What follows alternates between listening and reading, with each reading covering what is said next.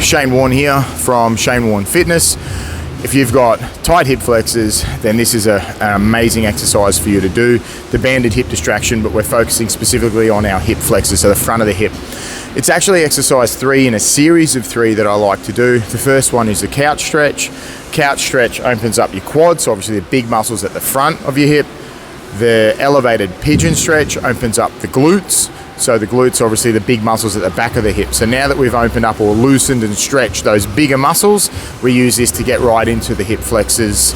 So here it is, the banded hip distraction, focusing on our hip flexors. What we're gonna do is get a half kneeling position. So you're gonna put one foot inside the band. That foot or that leg, you're gonna get onto your knee. Other one's up. You're gonna pull the band up as high as you can on your leg. It'll sit just under your glutes on that side. And just force yourself back.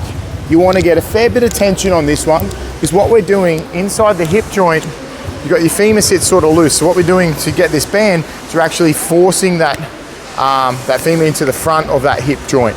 So we want enough tension that it pulls it forward.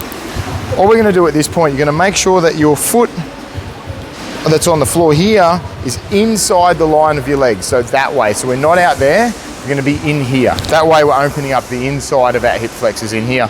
And all we're going to do now is you're going to make sure that your spine stays straight, so you're not going to arch your spine. So obviously we arch our spine down here, hip flexors not getting stretched. So I'm going to make sure my shoulder stays directly above my hips. I'm going to keep my spine straight. I'm going to let the band just pull my hips forward. So I'm staying straight. And now I can feel this in here. And we're just literally going to sit here for about 30 seconds. Sit here and let the band do the job for you. The only thing you got to make sure you do, keep your abs on, make sure your spine stays straight so you're not arching your spine here. Stay nice and straight, boom. And if you've done the pigeon stretch, open up your glutes, you've done your couch stretch, open up your quads, this will really open up those hip flexors for you. Once you've done that, the band's going to want to pull you forward, so make sure you take your weight on the floor and just come in nice and slowly. And you're done.